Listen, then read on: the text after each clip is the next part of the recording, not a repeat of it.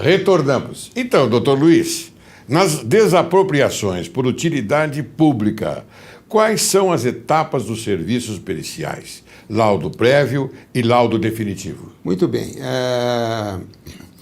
Assim como nas varas cíveis, o juiz saneia o processo, nomeia o perito de confiança, o perito oficial, não é? E ele vai, hoje, nos dias de hoje, ele vai fazer inicialmente um laudo prévio provisório. Para quê? Para poder, a parte expropriada, poder levantar 80% daquilo que está depositado. Né? Agora, se o laudo dele disser que o valor do imóvel que foi avaliado inicialmente pelo órgão expropriante, ele é um valor maior, ela tem que complementar esse valor e aí permite levantar esse valor complementado também 80% do total. Né? No passado, não funcionava bem assim. Né? Você tinha o perito nomeado, ele iria fazer uma avaliação já definitiva e que depois isso caía nos precatórios e a demora era muito grande. E os precatórios demoravam muito, né? Demoravam muito. Daí houve uma alteração, né, na lei em que o poder expropriante é obrigado a depositar e ter empenhado esse valor para poder fazer a desapropriação por utilidade pública e permite-se que se levante 80% do valor do imóvel. Né? Originalmente, esse laudo provisório, né, ele era bem resumido. Sim. Ele era bem resumido. A gente era nomeado em uma, duas laudas, a gente fazia os cálculos à parte e apresentava para o juiz o quanto valia. E guardava até as fotos, fazia a vistoria, levantava Sim. o imóvel e tudo, para o juiz dar também a emissão de posse, porque sem esse laudo não se dá a emissão de posse do imóvel. E depois é que vai vir os quesitos e o laudo definitivo. Certo. Né? Mas hoje em dia... Mas a máxima aí é a seguinte, é que com esse depósito, não é, a parte já levantava 50%, é isso? 80%. 80%. Ótimo. Hoje o que acontece? Esse laudo provisório acaba tendo laudos de manifestação, tanto dos assistentes, dos expropriados, quanto do expropriante, há divergências. Sim. E acaba se transformando num laudo definitivo. E aquela ideia de ser ligeiro, rápido, para a pessoa expropriada, o cidadão que foi expropriado, poder receber esses 80% para poder repor aquilo, né? Porque na desapropriação a avaliação é a avaliação de justo valor, de reposição, justo valor de reposição. Sim. Muitas vezes ele não é bem o valor de mercado. Né? Muitas vezes ele até... aquém? Não, acima. Acima. Muitas vezes é acima, porque você vai repor aquilo que a pessoa está perdendo para ela poder comprar ali mais na frente, até naquele próprio local, né? Um outro imóvel. Quer dizer, então, que há uma certa vantagem na desapropriação para aquele... Em termos, porque aí é uma questão de discutir o que é valor de uso, valor de troca. Isso Sei. É uma coisa muito longa para esse entendimento, né? Porque você pode ter um valor de troca, que é o valor de mercado, de um determinado imóvel, que não é o valor para aquele que usa, o valor de uso dele. Né? Tem até um caso que eu fiz muito curioso. Então conte. É um caso curioso que houve aqui na época do metrô, aqui na Moca. Né? Nós tínhamos uma fábrica de bolacha. Eu fui nomeado perito para desapropriar esta fábrica de bolacha. Ela era um Z. Sim. Ela tinha duas frentes, uma para cada rua. Né? Formava um Z. E a linha de produção da bolacha entrava a farinha numa ponta e saía embalada a bolacha na outra frente. E para o proprietário daquele imóvel, valia muito ele ter comprado para formar o Z os fundos de outros lotes, porque esses lotes ali no Brás eram lotes com grande profundidade. Sim. O que um metro quadrado médio cai por causa de ter muita profundidade. Mas para ele, aqueles fundos tinha valor, porque ele precisava, para o uso dele, de uma fábrica de bolacha, porque lineara o layout dele, né? Não sei se aqueles que conhecem uma fábrica de bolacha sabem como é que a linha de produção caminha, né? Então, eu tomei muito esse cuidado. O terreno como um todo, essa união desses terrenos todos, estavam integralmente ocupados. Então, havia até uma super ocupação do terreno. Então, ele tinha um plus a mais, inclusive, por essa super ocupação, que ia além do que a lei do zoneamento já atualizada, não da época com que ele fez essas obras, mas a atualizada, ela não permitia, e ele tinha esse plus a mais. Então, o perito tem que ver, observar isso nesse momento de avaliar. Ele tem que ver esse plus a mais. Seria, então, a consciência do perito que ele coloca naquela questão que lhe é apresentado. Sim, não é? Sim, exatamente. Muito bem. Exatamente. Agora, hoje uma outra questão, né, nós temos a Cajufa, que é o Centro de Apoio aos Juízes das Varas da Fazenda Pública, de São Paulo, aqui da capital, né, e que os juízes nomeiam uma comissão de peritos para essas desapropriações de massa, né, para evitar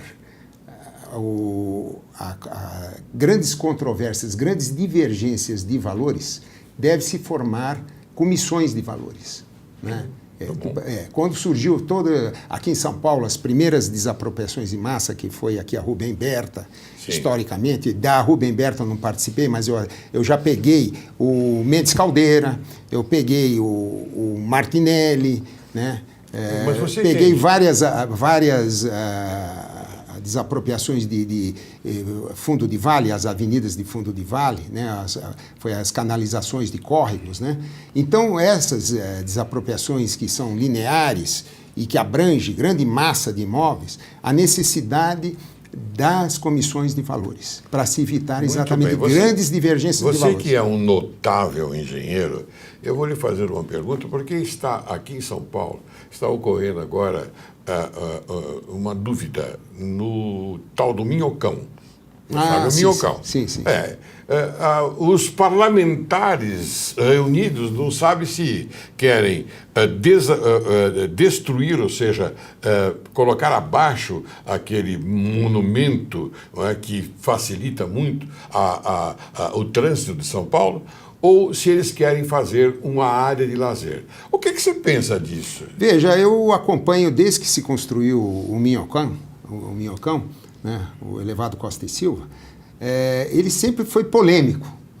Eu uso ele muito, particularmente. Eu sou meio suspeito porque eu uso muito o Minhocão. Não, mas 2 a 4 vezes. Facilita muito. Então, para se tirar o Minhocão dali, ele não resta dúvida que ele trouxe um prejuízo para aquela região, né? Aqueles imóveis limítrofes ao Minhocão, eles tiveram uma desvalorização. Me lembro até que começou a ter ações na época para indenizar essas desvalorizações. Lembro de vários colegas que participaram dessas avaliações, né, ganharam em primeira instância, mas isso acabaram perdendo em instância superior. Né? Veja, para você retirar, eu estou falando como engenheiro, a questão viária, para retirar aquele minhocão dali, nós temos que ter uma alternativa. Vamos ter que ter uma avenida paralela, talvez aquela paralela da Barra Funda, que se fala que... Só que eles têm que concluir aquela obra lá para poder tirar. Eu estive agora em julho com minha filha que estuda arquitetura, em Nova York. Sim. E nós fomos lá visitar o Highline, que é um minhocão de trem, que transportava a carga ali do porto, né? E aquilo acabou sendo desativado e virou um elefante branco ali, desculpa a expressão, mas é isso, virou um elefante branco ali para a cidade de Nova York. E um grupo de jovens arquitetos acabaram fazendo um belo projeto de aproveitamento paisagístico e de lazer ali para aquele Highline, é fantástico. Eu acho que o Minhocão poderia... Bom, mas espera um pouco. Essa sua comparação é genial. É. Lá aconteceu que essa parte, ela era, como você disse, um elefante branco. Era um elefante branco ali. Mas aqui não. O Minhocão, ele tem uma utilidade. Ele tem uma utilidade. Não tenha dúvida. Mas se eles conseguirem um outro sistema... Mas não vão conseguir. Vai ter que desapropriar, vai ter que alargar. E eu acho que o Minhocão poderia se transformar exatamente numa área de lazer. Seria uma coisa muito interessante. Mas isso se tivesse uma alternativa. Ah, sim, tem que ter alternativa. Mas porque nós não temos alternativa. Veja, fim de semana, quando se fecha o Minhocão, em determinados horários há um congestionamento. Há um congestionamento porque passa... Sim. Depois das 9h30, fechou, começa a congestionar o pela Rua das Palmeiras. Tudo ali fica congestionado. Pela Avenida São João. Eu sempre fui daquela região e acompanho aquilo. Realmente, ele é um facilitador desse trânsito, apesar dele já estar altamente congestionado, né? Ele já está superado, não tenha dúvida, pelo volume de tráfego. Bom, muito bom. Vamos ver o que vai acontecer. Agora, eu tenho outras perguntas a fazer a você. Pois não. O laudo pericial, então, deve ser fundamentado, já que há observação de quesitos formulados pelas partes, é isso? Correto. A fundamentação é essencial. Essencial. E eu gosto até de recomendar o seguinte, aos senhores patronos das partes, ouçam seus assistentes para que os quesitos tenham a sua conotação profundamente técnica, que isso ajuda muito o perito judicial, porque muitas vezes, lógico, o advogado ele não é especializado em engenharia, muitas vezes ele quer fazer a pergunta e não consegue, acaba isso até prejudicando a perícia. Então, ouçam primeiro... Perguntas longas, né? Desnecessárias. Quer que o perito acabe virando até o juiz, julgando a sentença, invertem o papel, né? Chegam a fazer perguntas até ingênuas, assim, e o réu é culpado? O perito não pode, está extrapolando completamente a função do perito, ele tem que se limitar à parte técnica. A sua avaliação é exatamente aquela da questão técnica. Está limitado isso. Muito bem. Agora, quando ocorre uma... Porque você sabe perfeitamente o que significa a irregularidade. Quando ocorre num laudo técnico, não é, uma fundamentação sucinta e resumida, não é, esta pode ser considerada irregular? O laudo, a rigor, ele tem que ser conclusivo. Não tem Mas você entendeu a pergunta. Quando a descrição é sucinta e resumida. Mas a própria lei prevê isso. Se o laudo não estiver claro, estiver obscuro, não transmitir o linguajar do engenheiro, o engenheiro perito que se especializa nisso, ele precisa tomar muito cuidado. Você pode falar no linguajar engenheirês, digamos, técnico, mas ele tem que saber transformar aquilo num linguajar entendível para o leigo. Claro. Para aquele que não conhece a matéria. Simplificação. Simplificação. Ele tem que ter essa habilidade para trazer esta forma de se expressar, de se comunicar com os não técnicos, explicando o que está ocorrendo, que a perícia é causa, efeito e origem, para se apurar a responsabilidade, não é? Então, você tem que ter sempre em mente isso, causa, efeito e origem, e deixar bem claro quais são as origens para o julgador, para os patrões da parte, analisarem a apuração da responsabilidade. Certo. E isso é muito sério. Muito bem. Então, há possibilidades das partes contratarem peritos particulares, você já falou a respeito. Olha, mas eu gostaria que você se estendesse um pouquinho mais sobre esse assunto. Eu recomendo, inclusive, aos patronos das partes, antes de entrarem com uma ação, chamem administrativamente um profissional ou um perito, diga, olha, eu estou com um cliente assim com um determinado problema. Né? Será que cabe, ele tem razão? Não. Você poderia fazer um estudo, um laudo, um parecer sobre isso para ele poder instruir a inicial.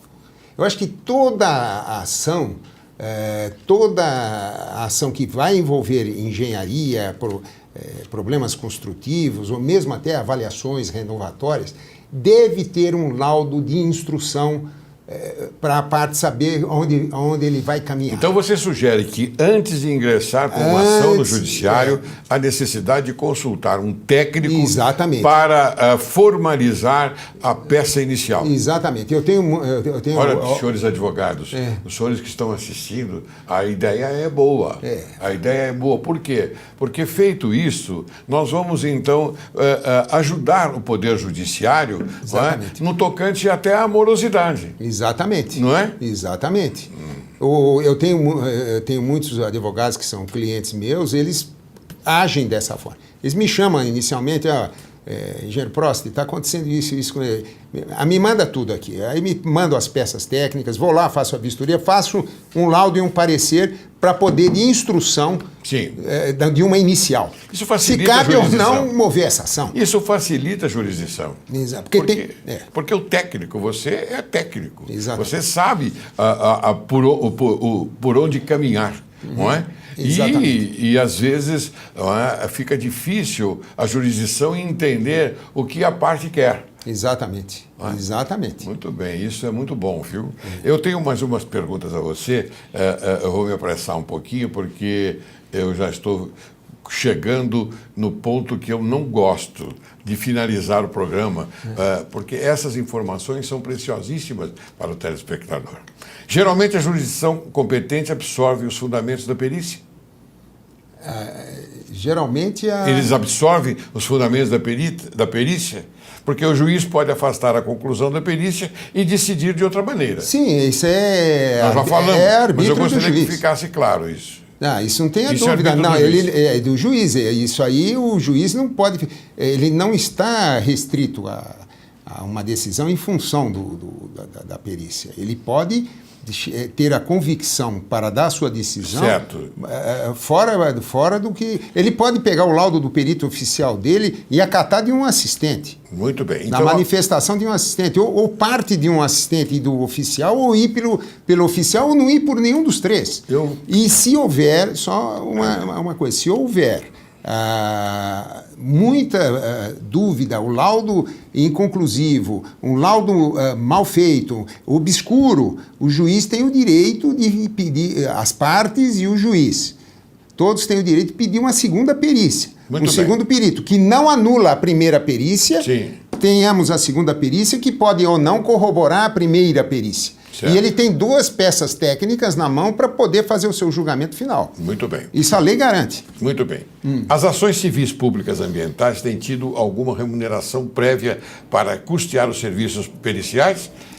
A Lei 7.347/85. Exatamente. Essa é uma luta minha. Então a palavra está com você. Eu venho lutando contra isso, porque como eu tenho mestrado em meio ambiente, muitos juízes têm me nomeado em ações civis públicas ambientais, né? E o que ocorre? Quando se fez a lei que rege essas ações civis públicas ambientais, né?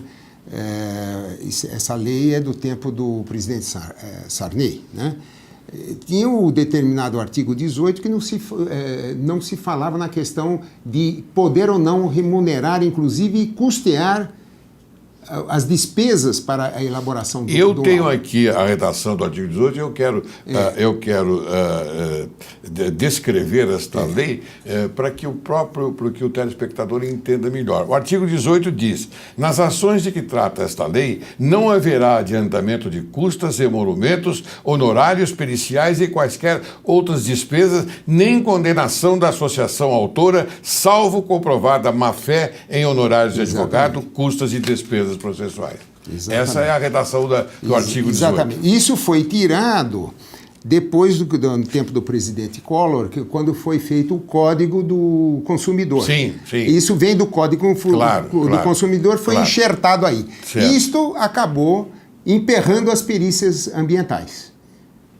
Veja, eu acabei fazendo um estudo disto aqui, e eu acabei descobrindo uma inconstitucionalidade. É uma matéria que eu queria, depois até, se possível, num outro programa... No outro programa a gente faz. A gente levantar isto aqui, porque há uma intervenção entre os poderes aí. O executivo intervindo dentro do poder judiciário, porque o perito fica com as mãos amarradas. Ele tem o Ministério Público com laudos feitos por órgãos de poder de polícia ambiental, área administrativa.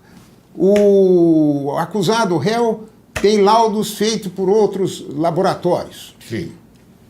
Contradizendo o do poder executivo, de poder de polícia.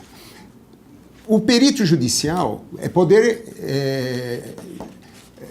o poder judiciário, ele tem que ser independente. Sim. Ele teria que ter o laudo próprio dele. Como Sim. a lei não permite adiantar despesa nenhuma, ele fica à mercê disto aqui. Como resolver? Nós temos casos práticos aqui. O caso de Mauá, ainda estava falando com uma desembargadora que cuida disso. Sim. Muita amiga minha disse, eu estou com um problema aqui.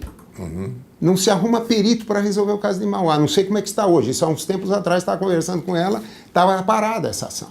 Agora mesmo saiu, coisa de uns 6 meses atrás, uma questão aqui em Volta Redonda, Resende, em que, na época que a empresa cedeu aquele terreno para os operários, para poder fazer um conjunto habitacional, ali era um depósito de resíduos industriais. Sim. Fizeram laudos ambientais que não condenavam a área. Né? Isso saiu na mídia aí, há uns tempos atrás. E agora o Ministério Público entrou com laudos dizendo que aquilo é nocivo. Muito bem. Então eu queria que você, em uma única palavra, me dissesse o seguinte. Você desaprova, então, esse artigo 18 que coarta, não é, a liberdade do perito. É isso? Totalmente. Muito bem. Totalmente. Então, eu gostaria que você apresentasse, por gentileza, meu caro doutor Luiz, as suas considerações finais, porque, lamentavelmente, como eu disse, eu tenho que encerrar o programa. Pois não. Eu quero primeiro agradecer a emissora, ao ilustre desembargador. Muito obrigado. Pelo convite, de eu poder me externar, me manifestar a minha experiência que eu tive de vida nas áreas de perícia, de engenharia. Aqui eu exerci dessa forma a engenharia, estou muito satisfeito, muito realizado na minha vida, né? Continuo exercendo e procurem entender um pouco mais os peritos e a perícia. Eu peço muito isto por parte do poder executivo, legislativo e judiciário, de todos os poderes. Né? Muitas vezes o perito é mal entendido, né? E eu acho que a nossa função é primordial de trazer a verdade para dentro do litígio. Muito bem. Muito obrigado. Doutor Luiz, Direito e Justiça em Foco agradece bastante a sua presença aqui, porque elucidou, tenho certeza absoluta, esta parte importante do processo, que é a perícia. Eu fico muito grato e espero que o senhor retorne para abordarmos novamente outros assuntos até, tá bom? Muito obrigado. Muito obrigado.